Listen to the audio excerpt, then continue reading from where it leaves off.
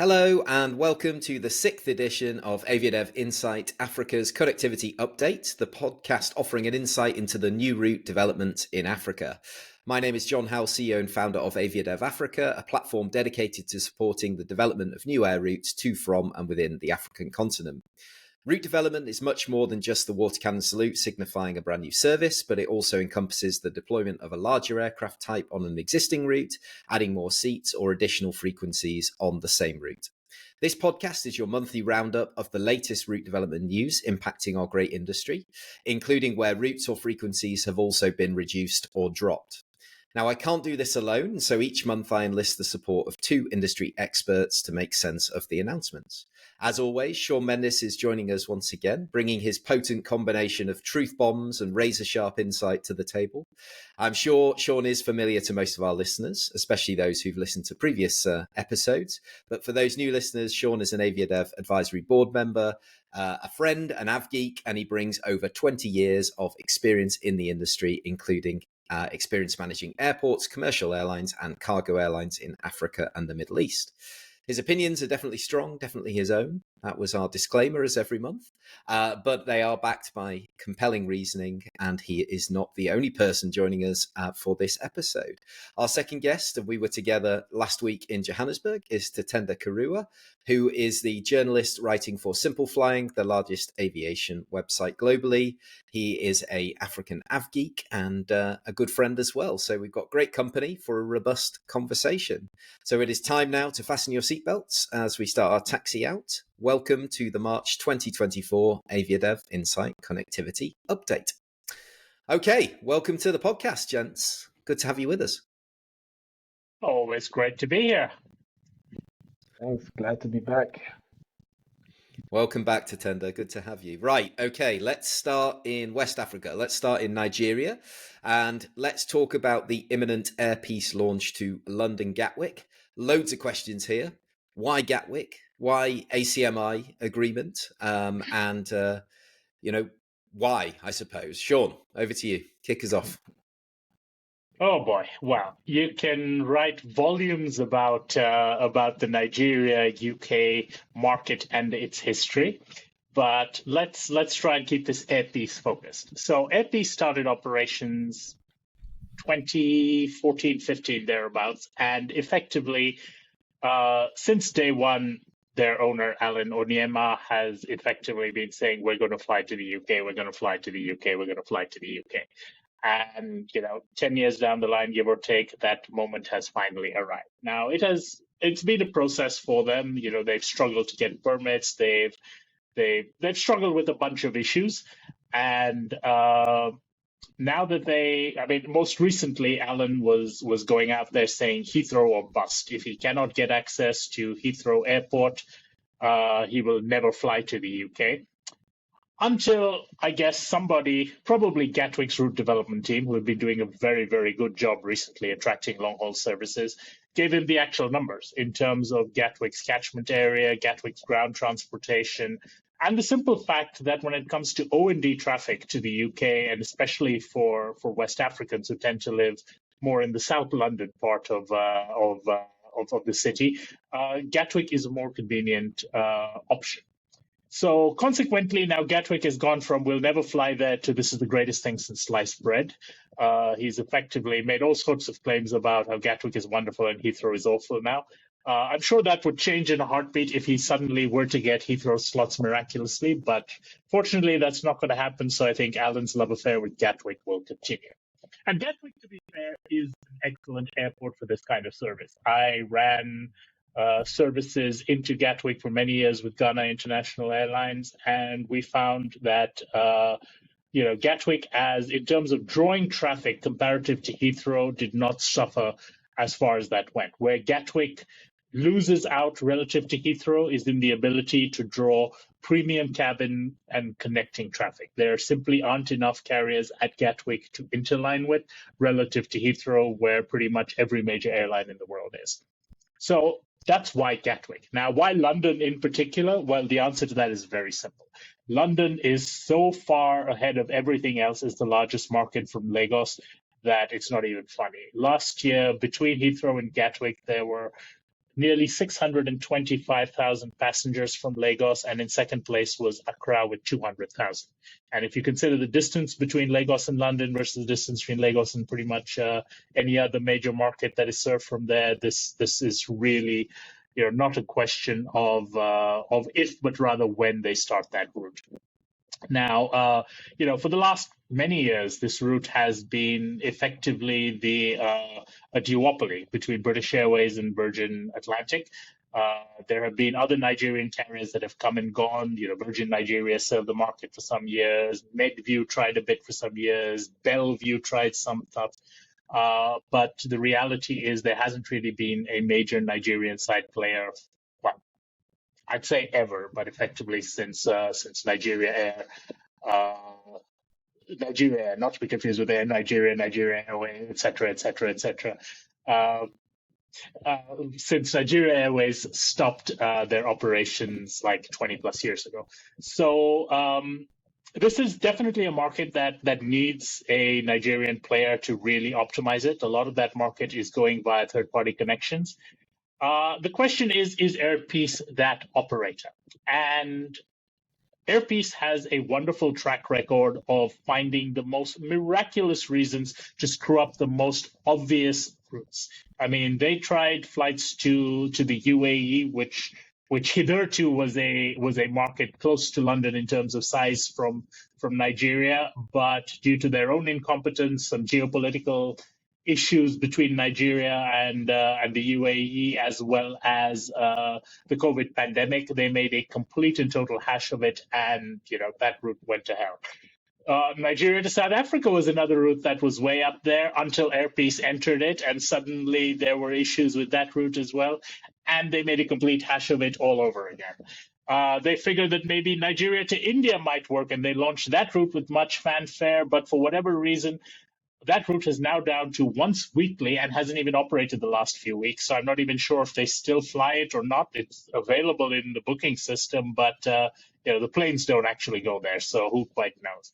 The only long-haul route that they've been able to keep going for more than a couple of weeks has been their route from Kano to Jeddah, which strangely enough has operated, other than a few issues where they've accused the Saudi government of trying to sabotage them, because they uplifted people with the wrong visas. They've actually been able to grow that route now to 6 times a week. And I think that's actually part of the reason into the next part of the question, which is why an ACMI to London Gatwick? And the answer to that is Airpeace only has 2 Boeing 777s, and one of them is grounded right now. So they effectively have 1 plane. And that 1 plane has to serve that Mumbai route, the Johannesburg route, which doesn't ever get served by the 777. They always sub in a 737 or Airbus or Embraer or something else. But, there isn't enough wide-body lift to fly both London and Jeddah.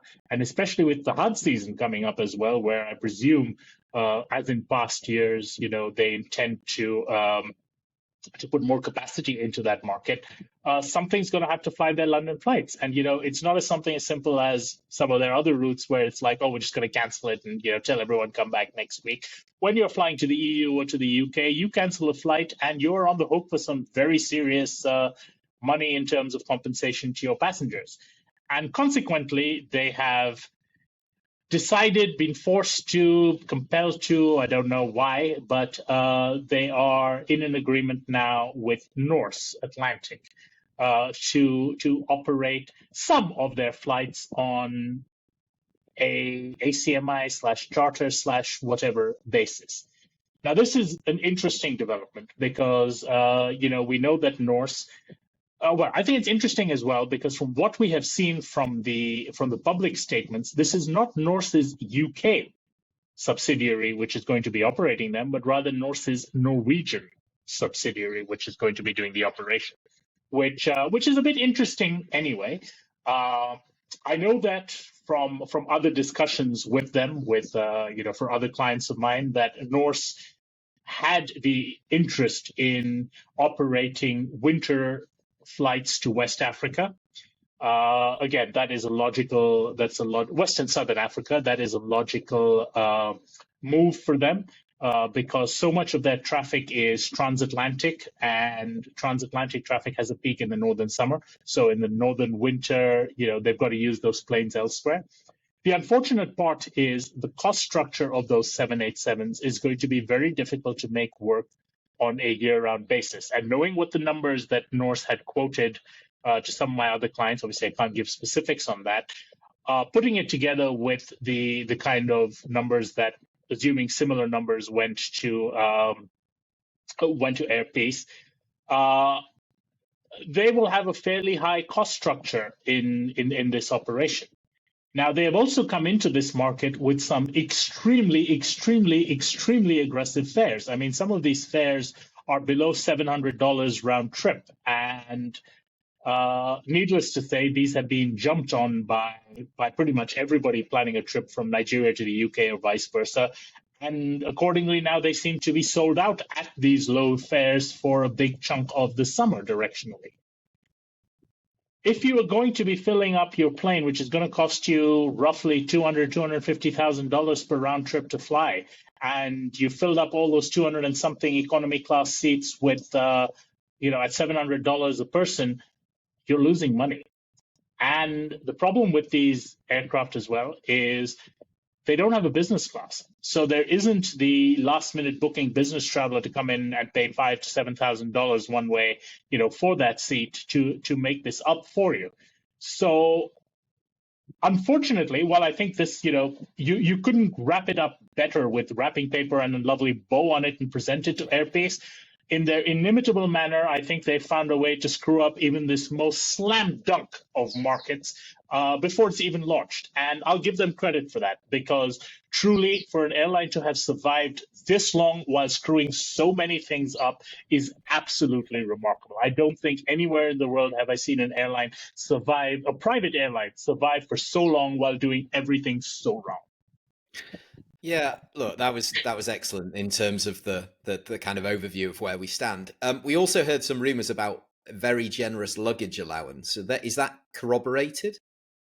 Oh, absolutely. They are offering a special student discount or student fare package or whatever for Nigerian students in the UK. And with this one, they have, depending on where you buy the ticket and what time of year or whatever, but they are offering humongous volumes of luggage because they say they want Nigerian students in the UK to come back home more often. And I'll give Alan credit for that. He does put his money where his mouth is. He likes to talk the big game in terms of we're here to serve Nigerians.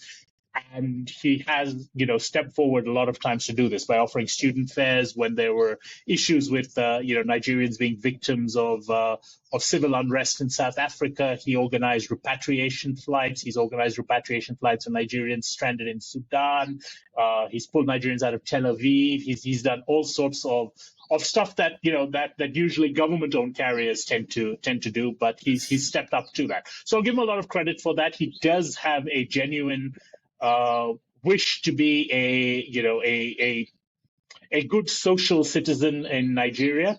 But yeah, you've also got to do this in a commercially viable manner to ensure that you're sustainable. And to this point, there's many questions, both from the justice system as well as from the gossip mills about the sources of the financing. And quite honestly, how long can this kind of thing continue indefinitely? We'll have a look and see. Yeah, I mean, we all see it. Obviously, the price will come in very low, and maybe they want to ramp this up, and it's just a loss maker for the first couple of months. Get it going. Has there been? I suppose the only other question I've got is there been a reaction from the other airlines that serve this route, like the BAs and Virgin? Obviously, it's not the same route because it's Heathrow. I imagine not, because there's so much demand that their passengers aren't going to consider this, and it's a new market that almost Airpeace are going to serve with these low fares and the Gatwick side of things. And I do know that the air service development team at Gatwick, so Stephanie Weir, who her and I actually went gorilla trekking together many years ago when she worked with Tenerife Tourism. So yeah, she's a good friend of mine. They've obviously got Ethiopian in there as well now. But from give us an idea. Has there been any reaction, or are they just saying, look, you crack on and we'll just keep our fares and keep our frequencies as they are? I don't think there's any reaction. I don't think there will be any reaction from the two non-stop players in the market. That's British Airways and Virgin Atlantic. There will have to be a reaction from the indirect players because, quite honestly, their product is now at a disadvantage with higher capacity non-stop. So those people, who previously were taking higher yields. I mean, the yields to Heathrow were 14 cents a kilometer last year. The yields to Gatwick were 11 cents a kilometer last year. Those are ridiculously high yields on a long haul segment. I'll give you a comparative number. Johannesburg to Heathrow last year was about 5 cents a kilometer. So basically, the yields from Lagos are double that from triple to Heathrow and double to Gatwick than Johannesburg to London. And so obviously the indirect players are going to have to reduce their prices in order to compete on price with Airpeace in this market. So yes, we have seen a drop in those numbers. But the Nigeria market's a very tricky market because for the last many years, sales in Nigeria have been basically paper sales. You may get the money, but that money is in Naira. It sits in a bank and you can never access it in hard currency. That is beginning to change now, but it's beginning to change at an exchange rate that is maybe 1/3 the value of what something was sold at in 2018 or 2019. So airlines have taken a huge write-off in terms of their Nigeria side sales, and they're very reluctant to get themselves into that same situation again until the Naira has shown itself to be a long-term stable currency. So no, I think there will be a drop in prices, but I think the volumes that will be available for Nigeria side sales in Naira at those prices are going to still be low. There will be access to cheap fares in hard currency. There will be cheap fares on the London side of things. But the reality is, if you're looking for good deals, your good deals are probably going to come from where Airpeace is offering them, and from the very little bits of inventory that the indirect carriers are going to offer. I do not see either British Airways or Virgin Atlantic, who make their money effectively on corporate contracts, to be looking in terms of dropping their retail. Airpeace is not going to be winning, the oil company contracts and things away from BA and Virgin, simply because their network from the world is effectively into Nigeria alone. And with their proven unreliability and their, I've said this as well, that Alan Onyeme's business plan when entering a route usually is step one, figure out who we can blame when it all goes tits up. And I think, that's a very hard sell to someone when you're trying to convince them to make a long-term commitment to corporate contracts with you. So Airpeace is going to be focusing on the retail traveler. The other guys are focusing on the corporate type travelers. It's the bottom end of the market where this fight is going to happen between the KLMs, the Turkish Airlines, the Emirates, the Qatars, all the indirect carriers. Those are the ones who are going to be fighting on price with Airpeace rather than BA or Virgin. Perfect, great. Tatenda, anything you want to add, anything you want to ask, anything you want to pose, or should we get on to the next one? Yeah, definitely. Well, obviously, I noticed they've got 787 four times a week, is it? And then they've got the 777s twice a week. And I read somewhere that initially this ACMI agreement was for 2 months. So obviously, I haven't seen any plans of Airpeace adding more aircraft to their own fleet, adding more wide bodies. So what's their plan after 2 months? Are they going to renew this contract or? Well, as I said, they've got the two 777s. One of them is BVE. That's the 200. That one is currently flying pretty much 6 times a week, Lagos, Kano, Jeddah. The second one, which is BWI, is grounded in Addis Ababa, presumably for a C check. And I think their 2 months is what they expect before that aircraft comes out. It's also a situation where that 2 months pretty much covers the beginning of the Hajj period as well. So if they're going to be pulling that aircraft out from C check and then deploying it on Hajj, that's also going to put, running it into the midpoint of the Hajj season before they have to make a decision. And also the final point is Norse is not going to let them have a good rate on this aircraft over the summer peak when they are usually flying that plane across the Atlantic 34 hours a day.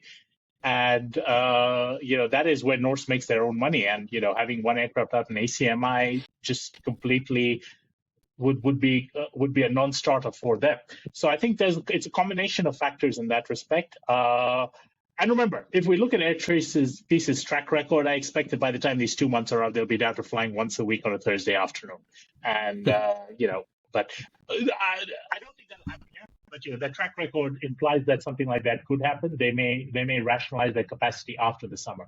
But I think their advanced sales have already been so high during the summer that they simply don't have the option of pulling out of it because of the need to compensate passengers. And I promise you, Nigerian passengers are not going to let that kind of thing slide away. You cancel the Nigerian man's flight and, my brother, that's no good idea. All right, enough of Nigeria, although we are going to come back to it later on in the podcast. Tatenda, I want to come to you. I want to get a bit closer to home for you. And we are going to talk about Fastjet. So Fastjet have announced they're going to increase Vic Falls Kruger to daily from 3 times a week.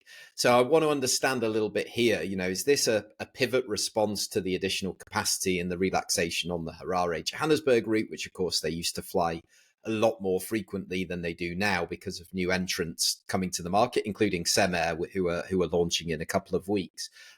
Talk to us a little bit about this market and how Fastjet are starting to sort of pivot. Yeah, well, Vic Falls Kruger, it's a good route for Fastjet. They've got obviously the smaller aircraft for that market. They're not putting in a lot of seats. And I know Airlink is also on the route with the 135, it should be. And, like you said, Fastjet, they've got that capacity at the moment after reducing some of their Joburg flights. And it's also part of, the airline's strategy of trying to build Victoria Falls as, a key regional hub, a tourism hub. So obviously with Kruger and Vic Falls being some of the most popular destinations in Southern Africa, they have, got that capacity to serve that market. It should be from July to around September.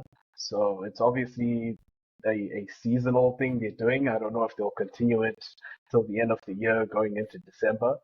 But, they've got these carriers that are serving Victoria Falls that obviously can't then take the passengers to Kruger. And, they're providing that service between those two destinations. And I think with also, is it Fly Namibia going into Victoria Falls later this year, or actually is it next month? You've got a lot more passengers flying into that destination and then connecting to Kruger. Yeah, it makes a lot of sense, and obviously we know that the team there, I think, rather than stick with something where the competition is getting really stiff, they're pivoting, as we were saying, looking at new markets. Anything on this, Sean, you want to add? They have less. No, I think that's absolutely spot on. Yeah. I think that's absolutely spot on. Fastjet has a fleet of 5 aircraft that they have to deploy somewhere. They're not able to compete anymore on the trunk route, which was Johannesburg to Harare because of additional competition. I mean, they've still got a presence, but it's effectively a token presence there right now. They've got to use these planes somewhere else. And I think we discussed this, was it last month or previous month in the podcast, but the reality is they have to stop looking at markets they cannot compete in and leverage instead their unique selling proposition, which is the 50-seater, which can be profitable, as Tatenda says, in markets without too much risk, like Vic Falls to Kruger. And I think one thing, which was also mentioned, and I think you've alluded to this, John, is Vic Falls has been very, very aggressive in pursuing new airlines and offering them marketing support and everything else. And, when you've got an airport that's willing to do something like that for you, it would make sense to pick that airport as a potential gateway for your expansion when you're taking a flyer on something anyway. So I think, it's one of those situations where potentially it's a good symbiotic relationship between all the people involved, whether it's the tour operators, the airport, the airline, and, hopefully, this is the kind of thing that Fastjet is going to have to do to reinvent their route network. They cannot count on Harare to Johannesburg in particular working out for them indefinitely. They're going to have to look at the Bulawayo's, the Vic Falls, Durbans, the Cape Towns, and things like that, beyond just the two trunk major airports in the country, because as that market grows, their viability in that market is going to become even less. Yeah, it's a classic case of responding to market dynamics and trying to be ahead of it and trying to understand, right, where's this going? And rather than lamenting, oh no, we're going to keep flogging this, but we can't quite, we can't make the money anymore and the yields aren't there to make it sensible. It's a case of, right, as I keep using that word, it's pivoting. I've got Vivian, the CCO, on my panel next week in Cape Town. So I'm excited to talk to her about, this and get her feedback on this as much as anything else. Sorry, Sean, I think you want to say something else. No, I'm just going to say, and this is where the difference between a private carrier and a government carrier comes into it, because a private carrier will pivot their business model. A government will just double down on it, raise fares, and shut everybody else out of the market because they're not willing to evolve. And I think, certainly, I don't like seeing Fastjet being put in a situation like this. They're a good airline, got a lot of good friends over there, but it's their opportunity to evolve rather than necessarily a death knell for them. And I sincerely hope they're successful in Fastjet Avatar number 7 or whatever they're up to right now. Yeah, and ultimately, I made this point at the Barca conference last week that the Zimbabwe-South Africa market has grown 70% year on year. And obviously there is more seats offered. The price on average is lower. The options of time of travel have increased.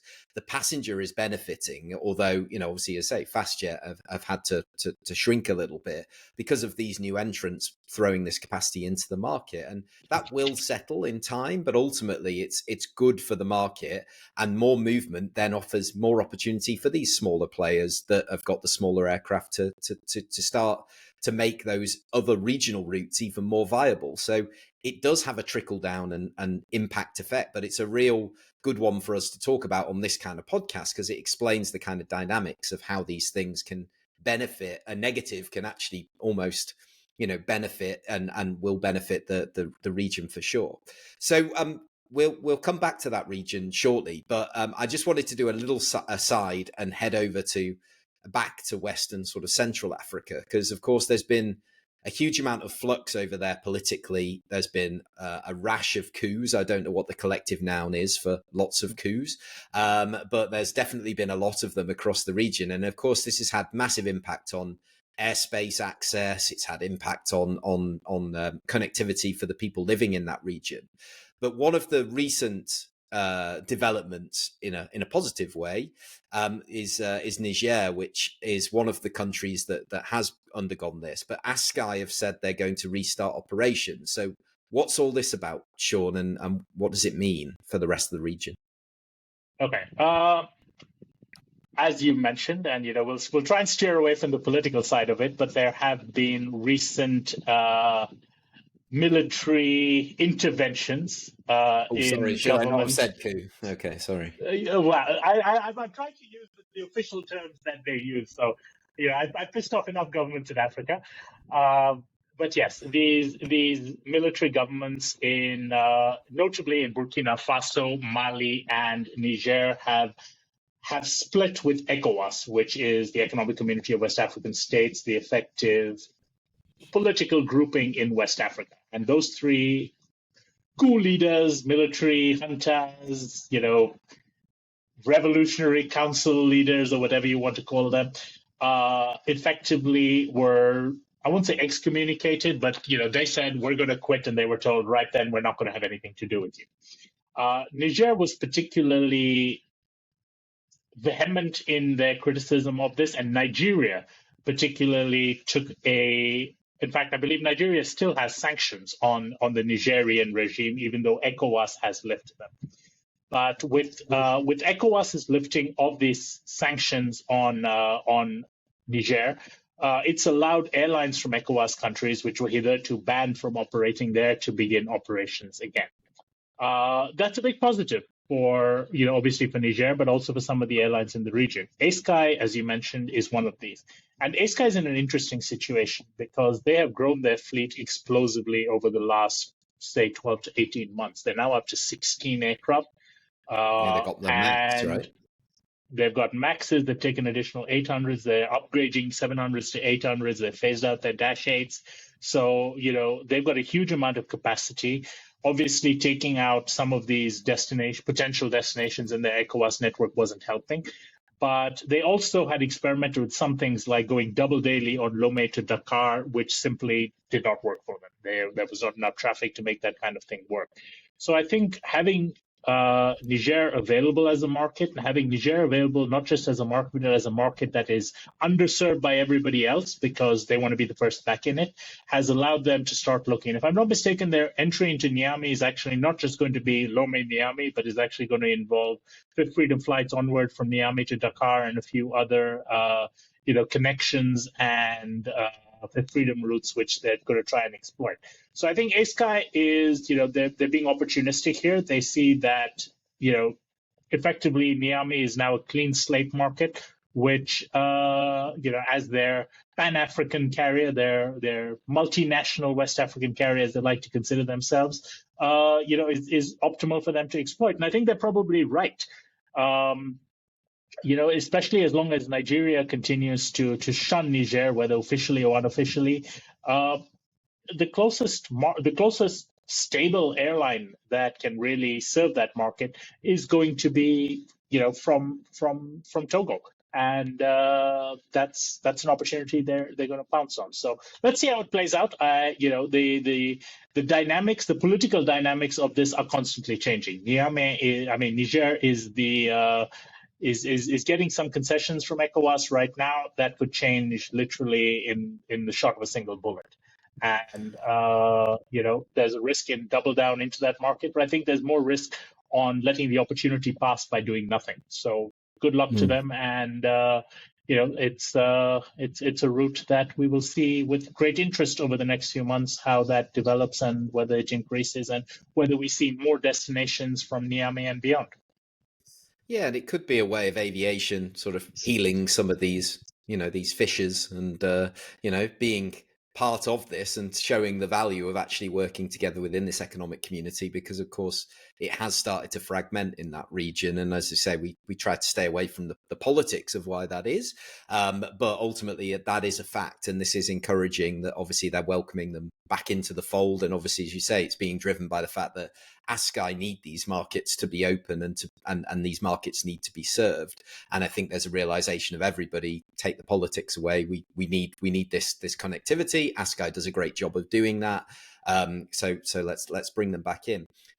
Tatenda, I'm going to come to you now. And if there is anything you want to talk about on that particular development, please drop that in at the beginning. But I want to come to you about a route closure. So sorry, you're on or a postponement, should I call it? So this is RwandAir announcing the suspension of their flight to Mumbai, but it's not as straightforward as I think we all assume. It's more that it's potentially driven by an equipment issue. So can you sort of fill us in? And if there's anything you want to mention from the previous, please do. Oh, no, I just wanted to say, I think with the Nigeria thing, Nigeria actually lifted the sanctions on Nigeria yesterday. Although ECOWAS announced it, was it 2 weeks ago? Yeah, so Nigeria lifted its sanctions, opened its borders and airspace to Niger now. And obviously, like you were saying, aviation maybe sometimes is the enabler. It does contribute to the development of the country. So it's important to have, these connections between these African countries. But what's interesting is, although, I found it quite fascinating that as soon as ECOWAS lifted these sanctions, ASKY was like, we're going back into Niger immediately. I think there is resumed flights after a week or so, which means, which shows, the potential of that market for the airline. But coming to RwandAir, and obviously, I'm on the less positive side of the stories today. But RwandAir. We'll change that. Don't worry, we'll change that. Well, I guess try to avoid the criticism too much. But RwandAir is pulling out of Mumbai. They're stopping the Mumbai service, which obviously wasn't non-stop. They're operating it via Mombasa, which I believe maybe was unviable for the airline, given that also all the other Eastern African carriers that are flying to Mumbai have, non-stop flights. You have Uganda Airlines to Entebbe with the A330s, Ethiopian as well, Kenya Airways, and with them flying the 737s, it just wasn't working.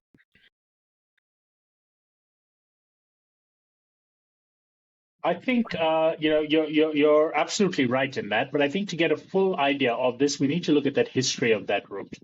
RwandAir initially opened Mumbai, must have been 6-7 years ago, and it was initially intended to be an A330 route, with RwandAir operating the A330 Kigali, Mumbai, and onward with Fifth Freedom rights to Gwangju.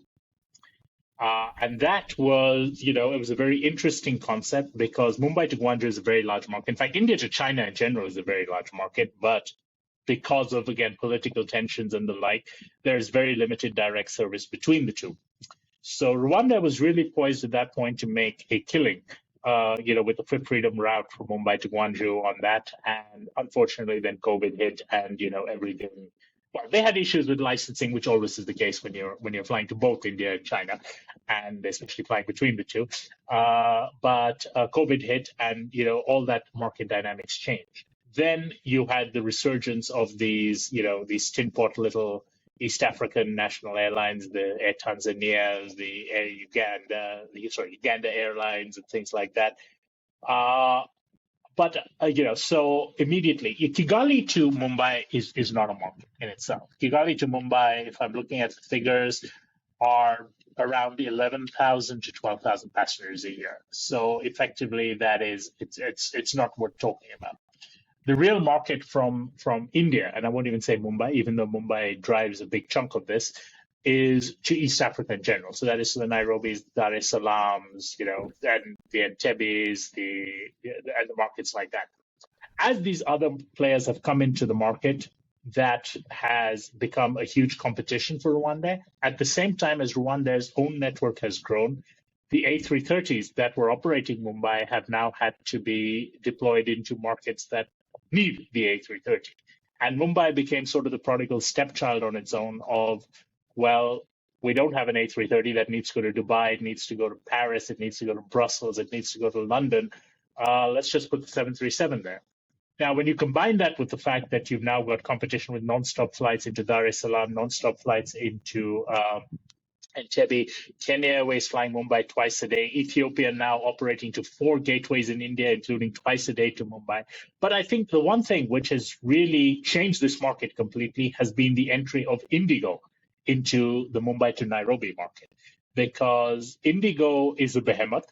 A lot of people may not have heard of it, but I believe it's now the world's 7th largest airline. They are absolutely humongous. They're operating to 130 odd destinations around the world. Everything 777s with 550 passengers flying daily from Mumbai and Delhi into Istanbul, and code shares with Turkish onwards. So, I mean, it's an airline that it's next to impossible to compete with when you're targeting the Indian market. And the kind of numbers that Indigo is pushing to Nairobi. I mean, they came in with daily A320 neos into that route. They have had load factors, I understand, close to 90% on that route already. They are selling tickets on that route at base fares of like less than $150 one way. And that market has just completely, I mean, we'll see the 2024 numbers because we haven't had a full year 2023 to really see what that impact was. But those numbers are going to explode in terms of India to East Africa, in terms of India origin traffic primarily. And quite simply, because of the fact that they have 100 cities behind their Mumbai gateway, they are going to win that traffic up to Nairobi, and people will buy tickets to Nairobi and then buy onward tickets from Nairobi, just simply because of how cheap and how convenient Indigo is in terms of starting them from the Ahmedabads, the Barodas, the Calcuttas, the everywhere else that Rwanda simply could not compete in. So I think this is somewhere where, again, I'm not usually a fan of praising anything that Rwanda does, but I think by acknowledging their defeat in this market rather than continuing to fight a battle that they were, forget not going to win, fight a battle that they were not ever going to have a chance of being competitive in with a tech stop on a 737. They're doing the right thing. They're deploying their limited resources in markets where, they aren't the laughing stock. Yeah, makes sense. And Indigo, really interesting for anybody listening to have a look at that. Of course, super serious airline. The CEO, Peter Elbers, was the CEO of KLM. So he moved from KLM over to Indigo, so do have a look. The Indian market's incredible, and maybe we should do a whole section, although you did a good job there of talking about the sort of Africa, India side of things. Tatenda, good news alert. Let's come to you for some good news. Okay, so we were together last week in Johannesburg, and our trip, actually, or my trip down there to see you guys, coincided with the announcement on Friday morning of CemAir launching Mala Mala from Johannesburg. Now, I have to confess, I hadn't heard of Mala Mala before I saw the press release. So I'm assuming this is like a niche safari route, and it's that kind of market. Is that right? What's the story here? Yeah, I'll be honest as well. I hadn't heard of Mala Mala before, but they say it's should be one of South Africa's largest and oldest private Big Five game reserves. So obviously, CemAir must have seen the demand for flights to Mala Mala. I'm not sure if there are any other airlines flying there from Johannesburg. I don't know if Federal Airlines does that service. But yeah, they've got, those charters and shuttles to a lot of these game reserves.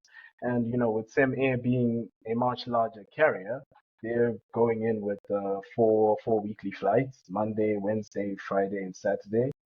And, they're growing their routes in these much smaller markets that there aren't many players. And I'm not sure which aircraft they're going to operate on that route, though, because it seems like it's just an airstrip for private game reserve. But I know they've got these should be the Beach 1900s. I'm not really sure, but yeah, one of these smaller aircraft they probably put in that route. Yeah, any ideas, Sean? I think it's probably going to be a Beach 1900. I mean, that's a 19-seater, so you're not, it's not a huge commitment in terms of capacity. But I think there's an interesting dynamic at play here as well. And, it's something we've seen over the last few years is that Airlink, which used to have a fairly large, what they used to call the Lodge Link operation running caravans, has completely divested from that segment of the market now. They sold out all their caravans to Federal Air, which Tatenda already mentioned, who were already a big player in that.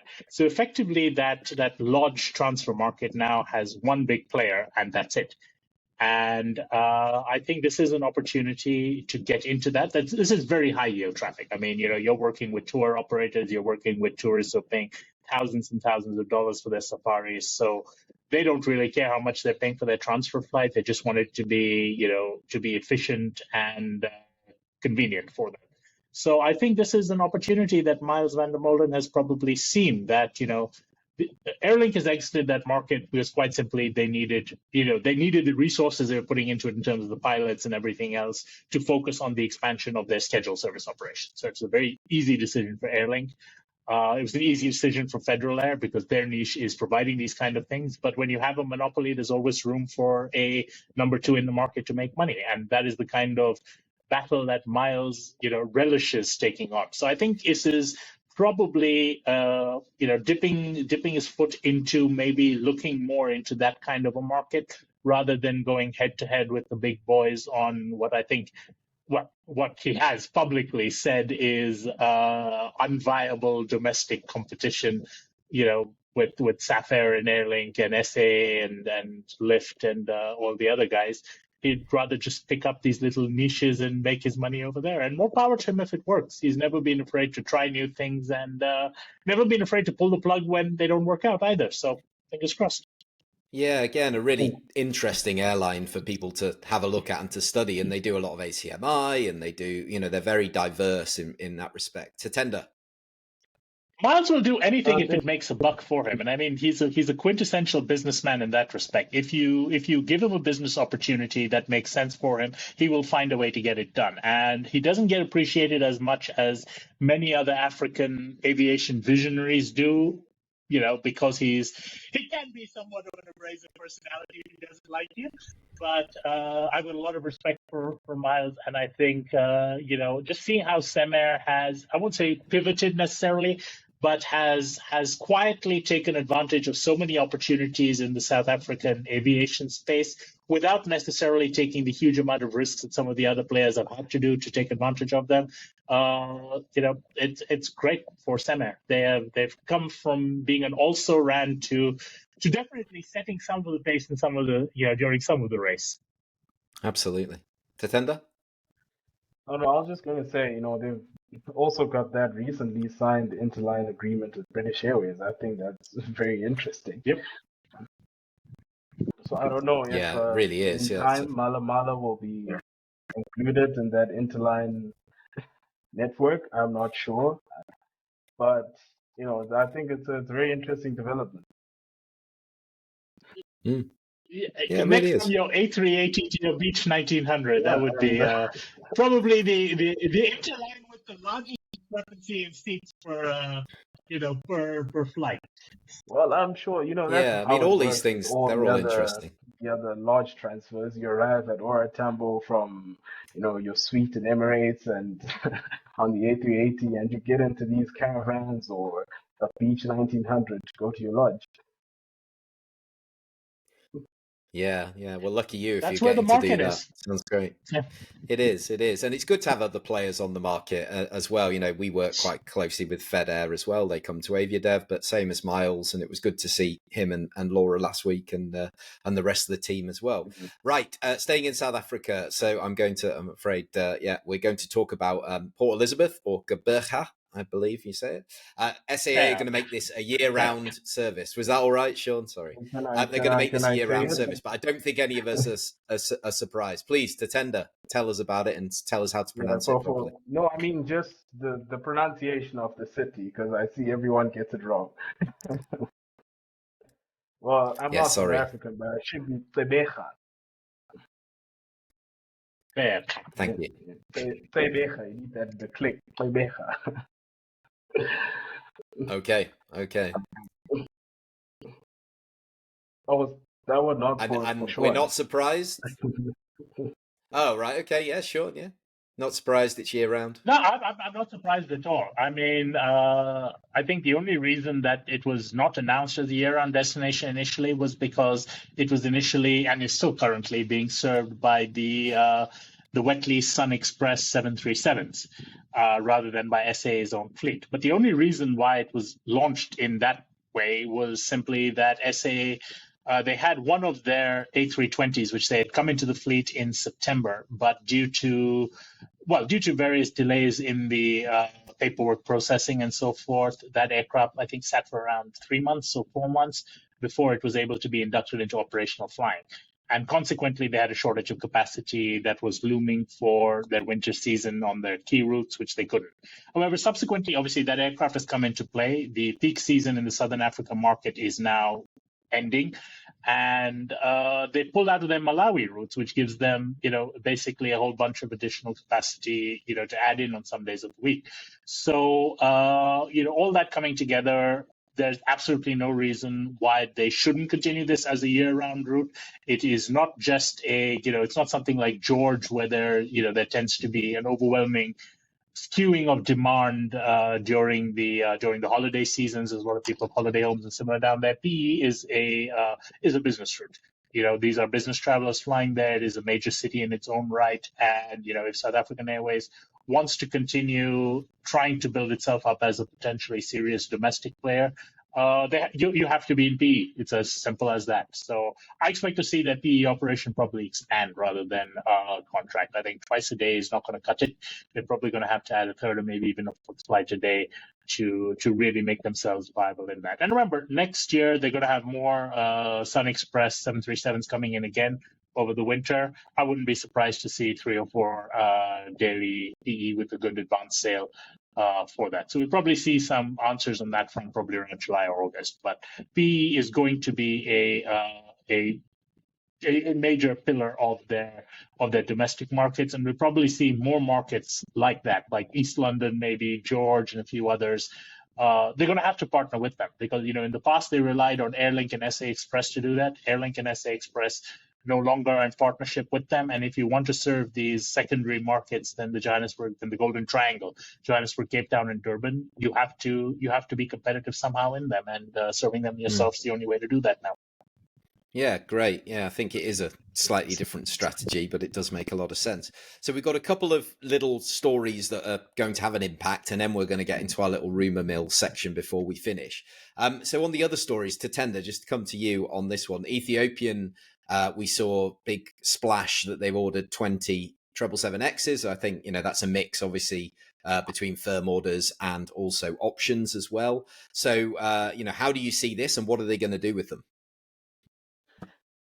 Okay, well, you've got some people saying we shouldn't call them orders yet, saying it's just an MOU. But yes, you've got, up to 20. I think it should be 8 if we can say orders, and then there's the options for 12 more. And just to confirm that, they went and signed an agreement with General Electric for 16 of their GE 9X engines. So obviously, it's part of Ethiopian Airlines' long-term fleet plan, fleet growth. They're looking to nearly double their fleet by 2035. And obviously, besides the Boeing 737 MAX orders, they've got the Dreamliners, and they're also looking to grow their wide-body fleet. They've got the A350s as well. And, I think the 777X, well, in this case, the Dash 9, fits, perfectly into their fleet plan, looking to also, grow their markets in Africa, Asia, Europe, North America.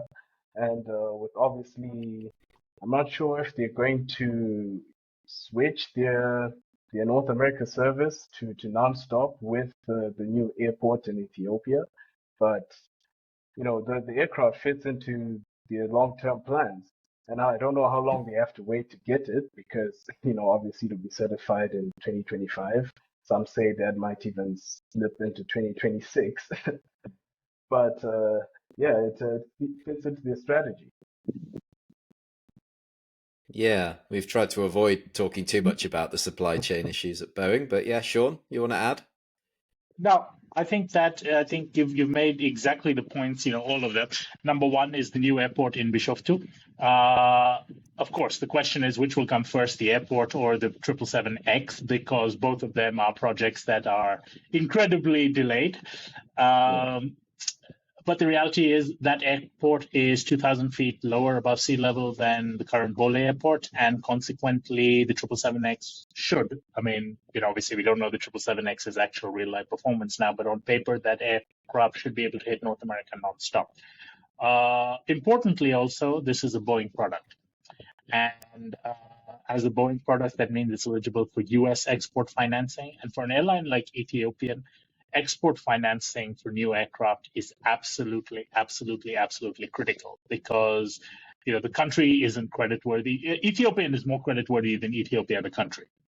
And as a result, if they're buying anything, they need to make sure, this is why Ethiopia doesn't buy aircraft in the secondhand market much. They lease secondhand aircraft, but they'll buy brand new builds because those are where the export credit financing comes from. And having done a big order with Airbus recently already, I think their exposure to French export financing might be coming up to a point where, remember, Mesfin has said that he's got decisions to make on the Dash 8 replacement, probably coming in the next couple. He said that the decisions will come once he's got clarity on the engine, so the PW engine issues. But otherwise, I expect that this is actually a signal more that they have finalized on the A220 rather than the E2 as the choice for their Dash 8 replacement aircraft over the next few years. And consequently, they cannot max out their French export credit exposure on more A350s, even though that may be the aircraft. But as you mentioned, the supply chain. My understanding is that some of the early build 777Xs, whenever they get built, which were originally slated to go to Emirates, are not going to be meeting some of the weight targets and some of the other covenants that that Boeing has in place for Emirates. And consequently, those have basically become white tails. Now, ET has done this before with the 787-8s. There were a bunch of ANA builds which were rejected because they were overweight. ET took them at an absolute knockdown discount. These are the ET star, AT, I think it's GHIJKL. So 6 of them, they are the Rolls-Royce powered 787-8s versus the GE ones, which is the rest of their fleet. So, ET is struggling for capacity. They want to open 1 million different routes. They simply don't have the long-haul aircraft to do them right now. And if Boeing offered them that, look, we've got some early delivery slots in the 777X, we'll give them to you at a good rate, we'll provide you the export financing. I don't know when you're going to get them, but when they're ready, they're yours. I see absolutely no reason why ET would not have said, gimme, gimme, gimme, and jump on it. And I think that is probably the reasoning behind this, which came completely out of the blue. It wasn't an air show. It wasn't anything. It was probably a case of Boeing saying, look, we're losing Emirates is not going to take these aircraft. They're going to be available. ET, you want them? Absolutely. Let's sign that deal today. And, obviously Boeing needed some good news. So it helped everybody. Wow, fascinating. Great insight. Yeah, that's a really interesting thing. And I didn't know that about the 787. So yeah, you learn something new every day, which is great. All right, couple more things just to talk through quickly before we close up. I don't think we need to spend too much time on some of these. The first one is the Nigerian government coming out and instructing foreign airlines to reduce their prices. I don't really know whether that is their position to do that, but yeah, you guys tell us what you think. Nigerian government needs to stop playing the victim and needs to start actually taking a bit of responsibility for the structural deficiencies which are causing airfares to rise in Nigeria. Airlines are not going to sell tickets. They're not charities. They're not going to sell tickets at a loss. They're not going to sell tickets in currency that you are then blocking them from repatriating. I'm sorry, but you either, once you've fixed the structural deficiencies in Nigeria, come back and start dictating to people. But if you're going to be a bystander in that, you can be a bystander in the business aspects of things too. I'm sorry, keep out of it. Yep, fair enough. I don't think we could say it fairer than that, could we, Tatenda? And the other one for you, Sean, on this is Emirates. Every month we ask the question, are they coming back to Nigeria? Are they coming back? And for a change, I'm going to say probably yes. And, this is actually very interesting. There have been 2 big developments in this. One being that Nigeria had announced many months ago that UAE had lifted the visa ban on Nigerian tourists, and UAE said, did we? We didn't know that.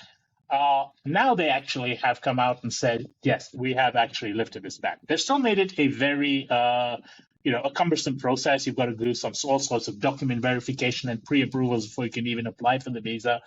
But that is coming to reality. In fact, I believe, if not this week or next week, the whole thing is opening up now and allowing for those visas. As a result, this market was about 500,000 passengers a year in 2019 pre-COVID. It has dropped to below 100,000 passengers. That market will rebound, if not to 500,000 in a year, it will rebound very, very strongly.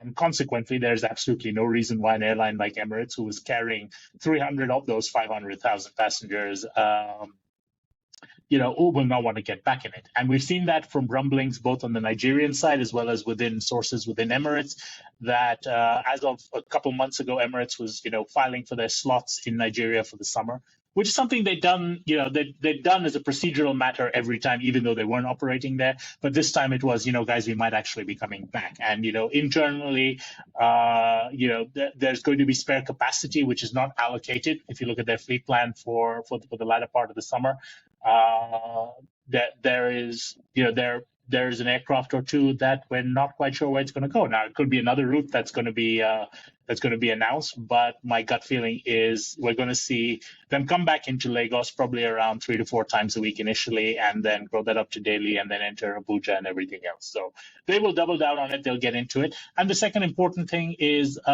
you can actually get money out of Nigeria nowadays. It's not necessarily an easy task or simple thing.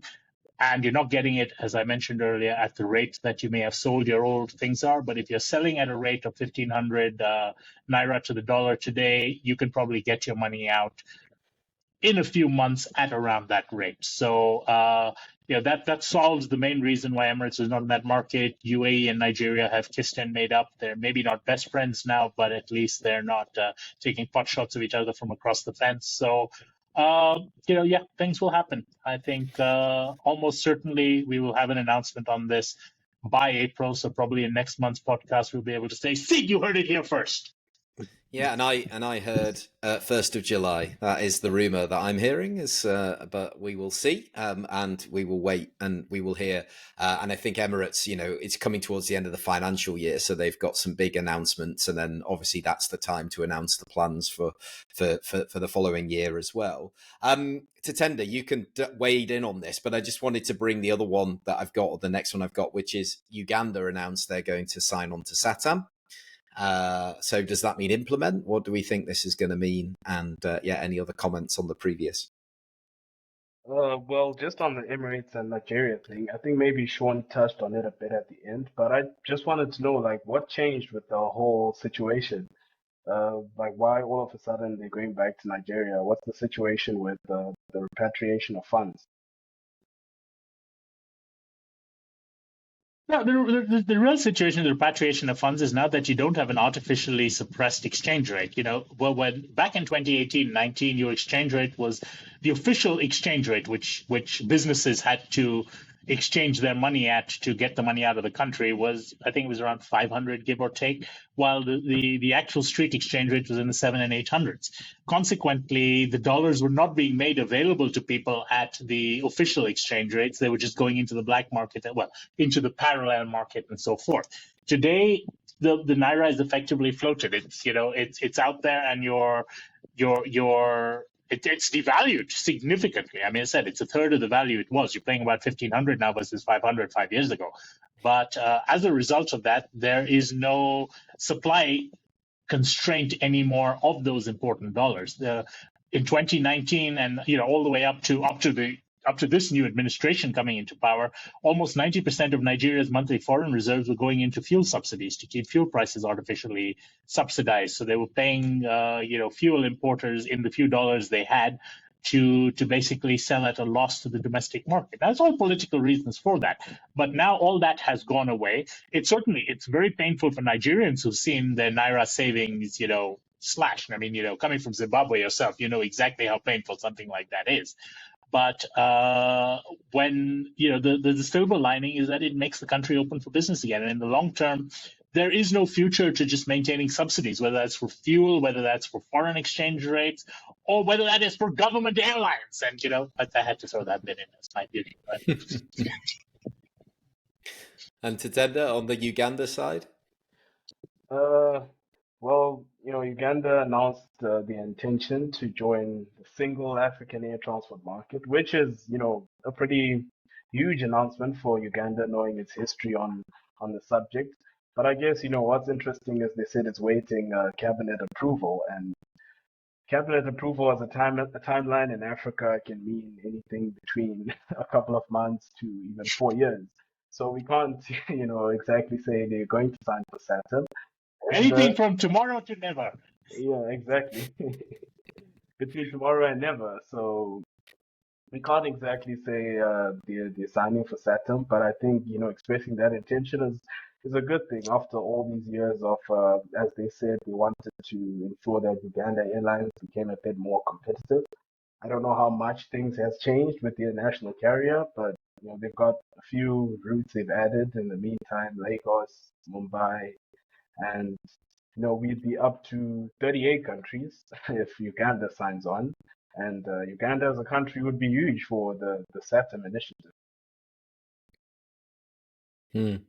Yeah, definitely. I mean, go on, Sean. So I was just going to say, I think it's actually ironic because Uganda, despite not having formally signed on to SATAM, have embraced the principles of SATAM more than a lot of countries who have signed on to SATAM actually do. And that's interesting because Uganda has permitted freedom rights to other African carriers. I mean, Ethiopian flew, RwandAir flew. RwandAir still flies Kigali, Entebbe, Nairobi. Ethiopian flew Entebbe, Juba, Entebbe Goma, KQ flew Entebbe Bangi, and I think they're still flying either Kigali or Bujumbura. So, Uganda has actually been a fairly open market historically to other African carriers, even though they've maintained the whole, SATAM is not always a good thing. We have to take our time and consider it. So from a principle standpoint, I've got a lot of respect for Uganda. They've tended not to be overly protectionist or nationalistic in that respect, other than trying to set up a national airline. But yeah, I think it's important to see more people make a formal commitment to SATAM if that'll convince the last outliers to commit to this, because SATAM, both on paper as well as as de facto and de jure, is critical for the development of African aviation industry. Yeah, absolutely. It's just, it was very interesting to me that it was a very different kind of message than what came out of Tanzania last year, which is give us 5 years and we'll think about it, because we need to work on our national carrier. So, it's a more encouraging sign than maybe what the Tanzanian government said, although I still have respect for that, because at least they were being open and honest and saying, we want to protect what we're trying to build here, and we don't want the market to be flooded. I think it is always a fear of the unknown. That is what's holding back a lot of these countries and a lot of these governments. They don't know what the impact will be. They're being told on models, this will happen. And then they're being told, well, we're not sure. We want reassurances. And once the gate is open, we don't know who's going to come through. And you know what? We discussed this just now, the Zimbabwe issue, where the opening up of the market wasn't full SATAM open skies thing, but the opening up of the market in South Africa and Zimbabwe has hurt the Zimbabwean carriers, because they're no longer able to compete in their traditional strongholds. It's not been this is your share, this is my share. Now it's everybody go scramble and may the best man win. But the ones who are agile have been able to once again use that word, to pivot towards a new business model, which might in the end be more successful to them. The problem is, in markets like Tanzania, they know that their national carriers are incompetent. They know their national carriers won't be able to survive, and consequently, they have legitimate reason to fear it. And as a result, everybody suffers. And, the reality is, you've got 38 countries out of 50-something now signed on to SATAM. Those who do not sign on will be left behind. And, I think the critical mass is soon going to be reached where the world will go on without you. And then Tanzania will become the outcast. Tanzania will start being left behind. And, maybe they will wake up and realize that, or maybe they will just double down and be ostriches again, as they've been on everything related to their national airline over the last, decades.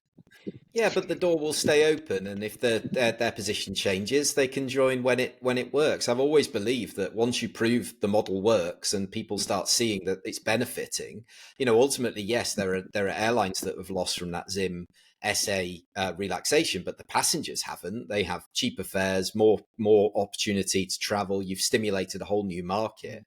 And, that is route development. That's what we're here for, is that route development then drives economic development. It creates jobs. We were in South Africa last week, and they said the unemployment rate of under 25s is nearly 60%. I mean, that cannot continue. And aviation can be an enabler to create this impact economically. And this is just one example of where it's worked. Kenya and South Africa having the visa waiver, it doubled the number of Kenyan tourists to South Africa in 1 year. Visa waiver. Okay, sorry, ETA, whatever we want to call it. So, right, I know we're over time, so we're actually gonna wrap it up. There's a couple of things that we will talk about next month. So, Afrijet is quite interesting. There's some rumors about AirAsia coming into Africa, which I think we'll be able to get some more information on. There was rumors about Nordwind, a Russian airline, starting South African routes as well. So I think we'll dive into this a little bit more next month. I'm sure there'll be loads more stories as well. But thank you to Tatenda and Sean for being with us today for the March update. It's great to see you sporting your AviaDev hoodies, so thank you for that, and thanks for sharing all your insights and knowledge. So yeah, thanks for joining us, guys. Much appreciated. Always great. Always for fun. having us. My pleasure. Right. So out there, we do hope you did enjoy the conversation. If you did, please do hit the share button now. Share it with somebody in your network you think would have a benefit from listening to the episode. Leave us a review. Don't forget to subscribe. Then we can be found by more people. And I'm sure that we didn't cover all the announcements. So if not, feel free to reach out to me with anything that we missed or anything you'd like us to cover in a bit more detail next month. You can get in touch with me via the show notes or through LinkedIn, through a direct message or a WhatsApp for those of you who've got that detail as well. And thank you so much for giving us an hour of your time. And we'll see you for the next episode and very soon in the next connectivity update in April. Thanks for joining us. Take care. Bye-bye. Nice one.